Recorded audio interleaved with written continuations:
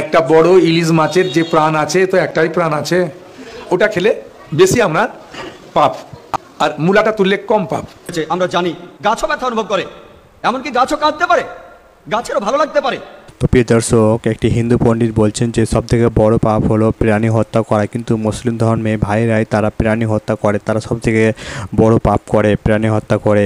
তো প্রিয় দর্শক, এই নিয়ে মাশাআল্লাহ কঠিন জবাব দিয়েছেন স্বর্গীয় ডাক্তার জাকির নায়েক সেই হিন্দু পণ্ডিতটিকে, যে মুসলিম ধর্মের ভাইরা প্রাণী হত্যা করে তারা সবথেকে হলো বড় পাপী। তো এই নিয়ে মাশাআল্লাহ কঠিন জবাব দিলেন সেই হিন্দু পণ্ডিতটিকে। তো এই ভিডিওটা পুরো লাস্ট পর্যন্ত অতি অবশ্যই দেখবেন, এই ভিডিওতে আপনারা অনেক কিছু শিখতে পারবেন। তো ভিডিওটি শুরু করার আগে আপনাদের একটা জাকির নায়েককে ভালোবাসে থাকেন তো অবশ্যই আমাদের আল্লাহ চ্যানেলটিকে সাবস্ক্রাইব করে ভিডিওটাকে লাইক করবেন। এই চ্যানেলটি শুধু ইসলামের প্রচারে ভাইয়া বানানো হয়েছে, আপনাদের ইসলাম ধর্মকে ভালোবাসেন তো অবশ্যই আমাদের আল্লাহ চ্যানেলটিকে সাবস্ক্রাইব করবেন। তো চলুন আমরা শুনুন কী বললেন স্বর্গীয় ডাক্তার জাকির নায়েক এই সম্পর্কে, যে মুসলিমদের ভাইরা প্রাণী হত্যা কেন করে সবথেকে বড় পাপ। এই নিয়ে মাশাআল্লাহ কঠিন জবাব দিয়েছেন স্বর্গীয় ডাক্তার জাকির নায়েক সেই হিন্দু পণ্ডিতটিকে। তো চলুন আমরা শুনে নিই কী বললেন স্বর্গীয় ডাক্তার জাকির নায়েক। আপনি যে নিরামিষ খান আর আমরা যে আমিষ খাই, একটা বড় ইলিশ মাছের যে প্রাণ আছে তো একটাই প্রাণ আছে, আর একটা মূলা শাক তুলে যে খাবেন, মূলাটা তো পুরা তুলে নেন, ওটাতে একটাই প্রাণ আছে। হ্যাঁ, তাহলে আপনি যে বলছেন প্রাণ হত্যা করলে পাপ, কোথায় আপনিও পাপ করছেন আমিও করছি, অসুবিধে কোথায়? আপনিও খাচ্ছেন আমিও খাচ্ছি, আপনি শাক খাচ্ছেন আমি মাছ খাচ্ছি, মাছেরও একটা প্রাণ, মূলা শাকের মধ্যে একটাই প্রাণ আছে, তাহলে আর অসুবিধেটা কোথায়? হ্যাঁ, মাতাজির প্রশ্ন এই সম্বন্ধে গুরু মহারাজ একবার উত্তর দিয়েছিলেন যে একটা মাছ যেমন ভাই কাটলে নড়ে, কিন্তু একটা মূলা গাছ তুললেও নড়বে না, ওর চেতনাটা আচ্ছাদিত চেতনা। একটা মাছ যেমন ভাই কাটলে নড়ে, কিন্তু একটা মূলা গাছ তুললেও নড়বে না, ওর চেতনাটা আচ্ছাদিত চেতনা। আর মাছের চেতনাটা সংকুচিত চেতনা, ওর চেতনার সঙ্গে সঙ্গে ওইটা সারা শরীরে ছড়িয়ে পড়লো। হ্যাঁ, সেই জন্যে ওটা খেলে বেশি আমরা পাপ, আর মূলাটা তুললে কম পাপ।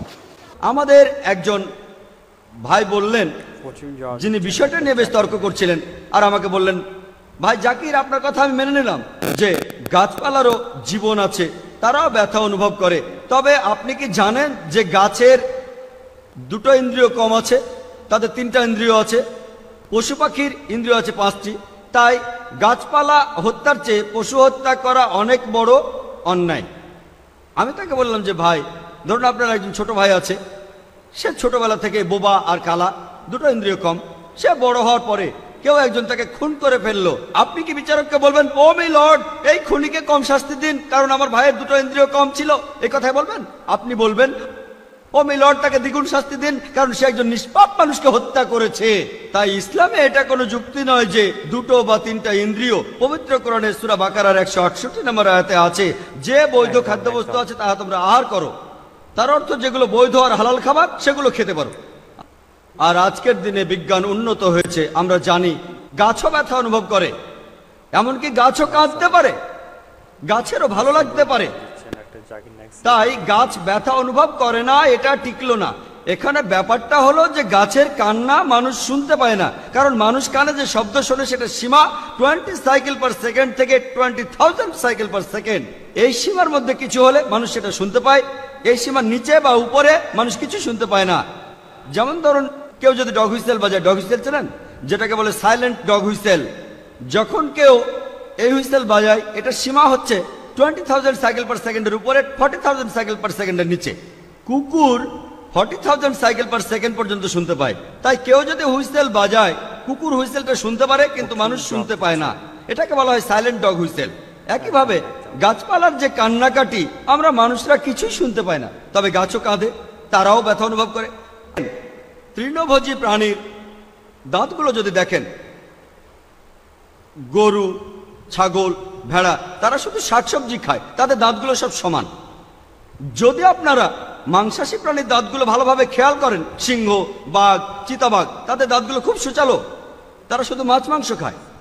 যদি আপনি মানুষের দাঁত দেখেন, আয়নায় আপনার নিজের দাঁত দেখতে পারেন, আমাদের সুচালো দাঁত আছে, সমান দাঁতও আছে, যদি সর্বশক্তিমান ঈশ্বর আমাদের শুধু নিরামিষই খেতে বলতেন তাহলে আমাদের সূচনাদার দিলেন কেন? কেন আমিষ খাওয়ার জন্য? যদি আপনারা তৃণভোজী প্রাণীদের পরিপাকতন্ত্র ভালোভাবে খেয়াল করেন, গরু, ছাগল, ভেড়া, তাদের পরিপাকতন্ত্র শুধু নিরামিষই হজম করতে পারে। মাংসাশী প্রাণীগুলোর পরিপাকতন্ত্র, বাঘ, সিংহ, চিতাবাঘ, তারা শুধুমাত্র আমিষ হজম করতে পারে। আর আমাদের মানুষের পরিপাকতন্ত্র আমিষ নিরামিষ দুটোই হজম করতে পারে। যদি সর্বশক্তিমান ঈশ্বর আমাদের শুধু নিরামিষই খেতে বলতেন তাহলে কেন এমন পরিপাকতন্ত্র দিলেন যেটা আমিষ নিরামিষ দুটোই হজম করতে পারে? তাই বিজ্ঞান নিয়ে যদি পরীক্ষা করেন, সৃষ্টিকর্তা আমাদের আমিষ নিরামিষ দুটোই খাওয়ার অনুমতি দিয়েছেন। আশা করি উত্তরটা পেয়েছেন। যদি আপনার অন্য কোনো প্রশ্ন, কোনো ভুল ধারণা থাকে, আমি আনন্দের সাথে তার উত্তর দেব। একবারে একটা ধারণা বলবেন যাতে আমি তা দূর করার সময় পাই। আপনাকে ধন্যবাদ। আপনি তো এমবিবিএস এর ছাত্র, আমিও মেডিকেল ডাক্তার, এমবিবিএস পাস করেছি। এমবিবিএস এর ছাত্র হিসেবে এটা হয়তো পড়েছেন, আমি জানি না, ফার্স্ট ইয়ারে পড়ে থাকতে পারেন আপনি, যে কিছু অ্যামিনো অ্যাসিড আমাদের শরীরে সংশ্লেষিত হয় না, এগুলোকে বলা হয় এসেনশিয়াল অ্যামিনো অ্যাসিড। এরকম 8টা অ্যামিনো অ্যাসিড। এখন এই 8টা অ্যামিনো অ্যাসিড খাবারের মাধ্যমে সরবরাহ করা হয়। খাবারের মাধ্যমে সরবরাহ করা না হলে শরীরে ক্ষতি হতে পারে। পৃথিবীর কোনো ভেজিটেবলে আপনি এই 8টা অ্যামিনো অ্যাসিডের সবগুলো পাবেন না, এরকম নেই। একমাত্র যে খাবার এই 8টা অ্যামিনো অ্যাসিডের সবগুলো সরবরাহ করে থাকে সেটা হচ্ছে মাংস, মাছ, মাংস জাতীয় খাবার। মাংস জাতীয় খাবারে থাকে প্রচুর প্রোটিন, অনেক ভিটামিন, প্রচুর আয়রন থাকে। এটা স্বাস্থ্যকর। তবে আমি জানি যে আপনি ননভেজ খাবার না খেয়েও স্বাস্থ্যবান থাকতে পারবেন, অবশ্যই এটা সম্ভব। আপনি সুষম খাদ্য খেলেন, নিয়মিত চেক আপ করালেন ইত্যাদি, সম্ভব বলছি না স্বাস্থ্যবান হতে পারবেন না। তবে খাবারটা যখন স্বাস্থ্যকর তখন খাবেন না কেন? অনেকের মধ্যে ভুল ধারণা আছে। হিন্দুদের অনেকেই ভাবে যে হিন্দু ধর্মগ্রন্থ ননভেজ খাবার খাওয়ার অনুমতি দেয় না। কোরআনের উদ্ধৃতি দিয়েছি, যদি আপনি হিন্দু ধর্মগ্রন্থ পড়েন, যদি পড়েন মনুস্মৃতি অধ্যায় নম্বর 5, মনুস্মৃতি অধ্যায় 5 অনুচ্ছেদ 30 এবং 31 বলা হয়েছে যে তুমি যদি কোনো পশুর মাংস খাও যেটার মাংস খাওয়ার জন্য, তাহলে কোনো পাপ করছো না, কারণ সর্বশক্তিমান ঈশ্বর কিছু পশুকে করেছেন খাদক এবং কিছুকে খাদ্য হবে না। মনুস্মৃতি অধ্যায় 5 অনুচ্ছেদ 41 ও 42 বলছে যে একজন ব্রাহ্মণ যার জ্ঞান আছে আর যে সজ্ঞানে কোনো পশুকে উৎসর্গ করে, তাহলে সেই পশু স্বর্গে যাবে আর সেই ব্রাহ্মণও স্বর্গে যাবে।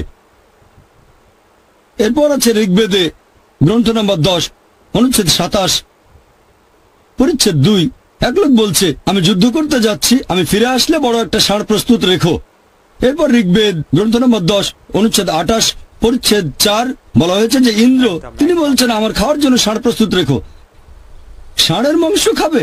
এরপর যদি পড়েন মহাভারত অনুশাসন পর্ব অধ্যায় নম্বর 88, সেখানে পড়লে দেখবেন কথাটা মনুস্মৃতিতেও আছে। অধ্যায় নম্বর 3 অনুচ্ছেদ 266 থেকে 277 যুধিষ্ঠির জিজ্ঞেস করলো ভীষ্মকে আমরা কি উৎসর্গ করব আজকের যজ্ঞে, মানে পূজায় উৎসর্গ হিসেবে, যাতে আমাদের পূর্বপুরুষেরা সন্তুষ্ট থাকবেন। তখন ভীষ্ম উত্তরে বললেন যে তুমি যদি শাকসবজি দাও, ভেজিটেবল, আমাদের পূর্বপুরুষরা সন্তুষ্ট থাকবেন 1 মাস।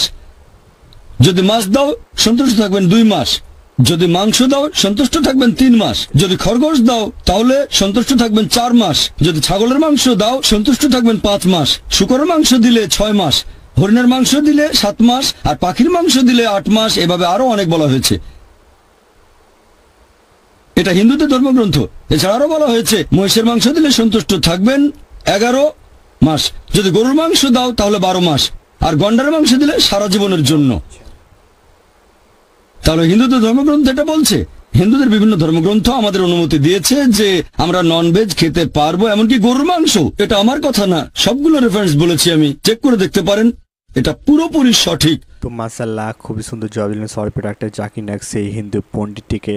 তো এই ওয়াজটিতে আপনাদেরকে ভালো লাগে থেকে অতি অবশ্যই আমাদের আল্লাহ চ্যানেলটিকে সাবস্ক্রাইব করে ভিডিওকে লাইক করবেন। এই চ্যানেলটি শুধু ইসলামের প্রচারক ভাই বানানো হয়েছে, আপনাদের ইসলাম ধর্মের ভাই হয়ে থাকেন তো অতি অবশ্যই আমাদের আল্লাহ চ্যানেলটিকে সাবস্ক্রাইব করবেন।